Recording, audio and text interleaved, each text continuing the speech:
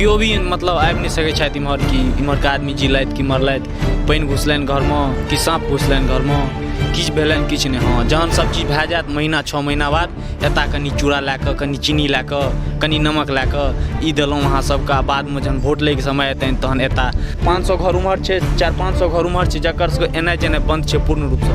आब ओ सब जीवै छै कि मरै छै कोनो पता नहि नाव छै नहि केओ देखनाहारो नहीं छै। नमस्कार, प्रणाम, स्वागत है अपने सबके मिथिला 24/7 पर। हम हरिशंकर झा उपस्थित छी एखन जे बाढ़ि के एखन हालात छै। 34 पानि चारू कात लागल अछि। सब गाँव बेजा बेजा बिल्कुल ई बाढ़िसँ त्रस्त छथि। ततहिए आइ हमसब मौजूद छी मधुबनी जिला के अंतर्गत भगवानपुर पंचायत के रजौर गाँव में। ई गाम कमला बलान के दुनू धार पूर्वी आ पश्चिमी के बीच में अछि, जतऽ दुनू धार के पानि पूर्ण रूपसँ एहि गाम के अपन चपेट में लऽ लेने अछि। लगातार वर्षा भेला के कारण एखनो धरि जलस्तर में कोनो तरह के कमी नहीं अछि। दिन ब दिन जलस्तर में वृद्धि भऽ रहल अछि। एतऽ के जनजीवन कही जे पूर्ण रूपसँ अस्त व्यस्त भऽ चुकल अछि। लगभग हर एक घर में बाढ़ि के पानि घुसल अछि। अपने सब देख सकै छी जे कोन तरह के ई दृश्य अछि एतऽ के। आ तकर बादो कोनो तरहक सहयोग एतुका रहनिहार सबके नहि भेटलनि हँ, न कोनो प्रशासनिक सहयोग आ न कोनो जनप्रतिनिधि के सहयोग। से आखिर किया? हमर टीम जहन एतऽ ई क्षेत्रक दौरा के लेल निकलल तऽ मुख्य सड़क के बाद जखन गाम दिस हमसब मुड़लहुँ तऽ कतहु रास्ता नहि भेटल, किएकि कतहु रास्ता जागले नहि छै। भरि टेघुनसँ नीचाँ कतहु पानि नहि छै। एतऽ पहुँचला पर ई लागल जेना कोनो गाम नहि, दुनू धार के बीच एकटा टापू होइ। एहि तरह के हालात आइए नहि लगभग कतेको वर्ष अछि, मुदा एखन तक एहि दिस किनको ध्यान नहि गेलनि। आखिर किया छोड़ल गेल एतऽ के जनता के? सीधा शब्द में कही तऽ एतऽ के लोक के जेना सब दिससँ बिल्कुल निरेश देल गेल छनि। जनता के बीच जे छै से एकटा चीज सबके लऽ के सेहो एकटा आक्रोश देखल गेल जे एतुका जनप्रतिनिधि सब छथिन तिनका सबके लऽ के। अपने सब देख सकै छियै जे कोन तरह के हालात बनल छै। चारू कात पानि लागल छै। ई घर सब देख सकै छियै अपने सब जे घर के अंदर बिल्कुल पानि जे छै, ई घर के आंगन सब में बिल्कुल पानि लागल छै। ई घर के अपने स्थिति, ई घर के देखियो जे चारू कात एकर बिल्कुल पानि लागल छै और ई जेना समुद्र एकटा होइ तेना बुझा रहल अछि।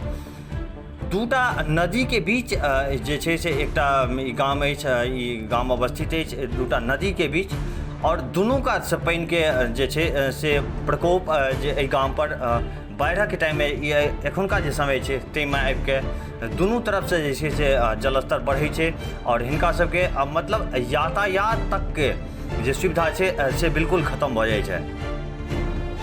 अपने सब देख सकै छियै जे कॉल कतेक डूबल अछि। ई एहिठुमका स्कूल छियै और एतऽ पूरा पानि लागल छै चारू कात अपने सब देख सकै छियै, और कोन तरह के भयावह स्थिति एहिठमा उत्पन्न भऽ गेल छै।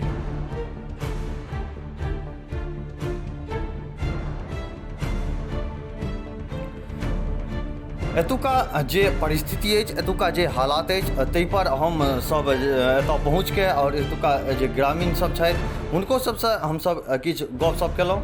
अपने सब सुनी जे हुनका सब द्वारा की सब कहल गेल। नमस्कार, अपने सबके स्वागत अछि मिथिला 24/7 पर। हम हरिशंकर झा एखन उपस्थित छी रजौल गाम में, जतऽ अपने सबके बता दी जे ई गाम जे छै से अपने सब कहि सकै छियै जे दूटा नदी के जे छै से बिल्कुल बीच में ई गाम छै, जकर पूरब साइड सेहो नदी बहै छै और पश्चिम साइड सेहो नदी बहै छै। बीच में जे छै से ई गाम छै और जखन कखनो भी बाढ़ि अबै छै तऽ सबसँ ज्यादा जे प्रभावित होइ छै से ई क्षेत्र छै ओ प्रभावित होइ छै। हर जगह हर घर तक जे छै से पानि पहुँच जाइ छै एहिठमा।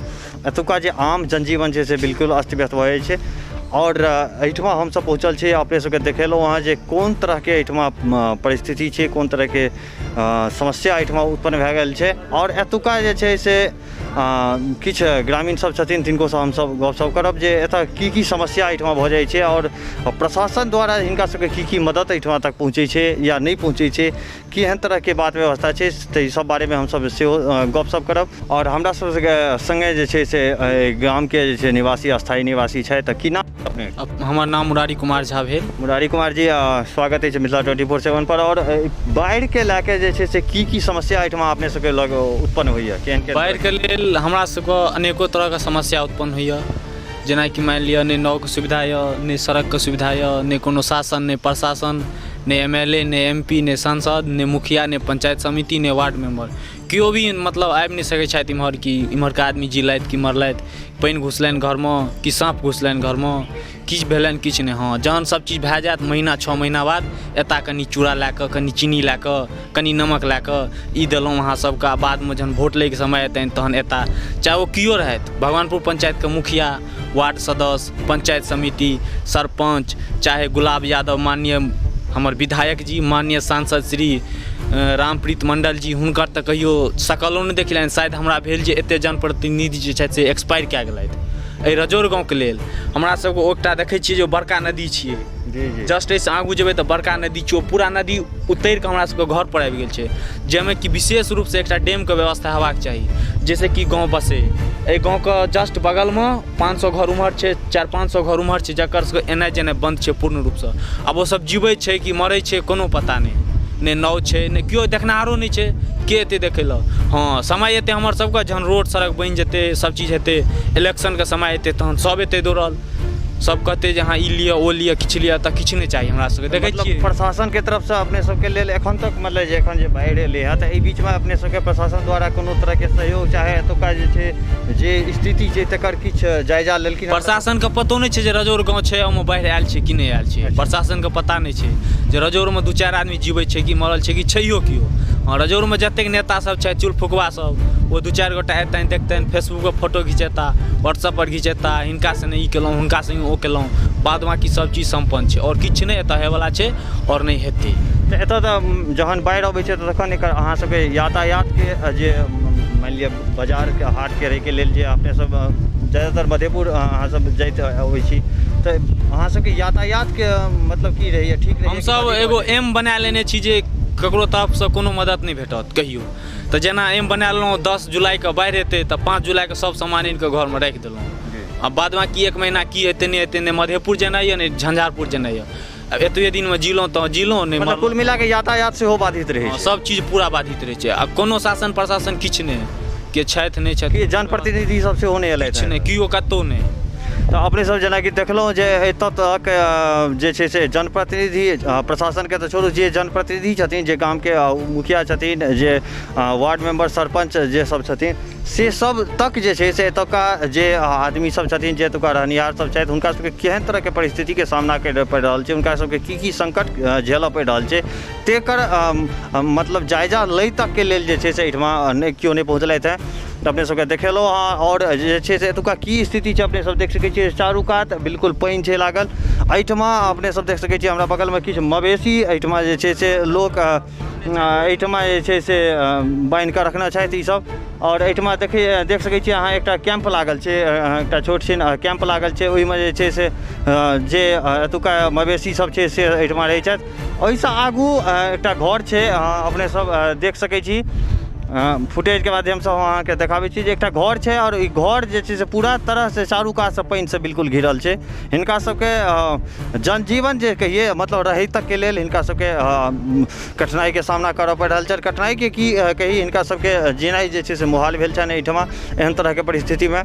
और प्रशासनके चाही जे जतेक जल्दसँ जल्द होय एहिठाम जे सुविधा छै, जे आर्थिक मदद छै से हिनका सबके पहुँचाबैत। बाढ़ि से जुड़ल और जानकारी के संग एक बेर पुनः अपने सबके समक्ष उपस्थित हैब। तब तक के लेल देखैत रहू मिथिला 24/7। हम हरिशंकर झा एखन के लेल विदा लऽ रहल छी। धन्यवाद।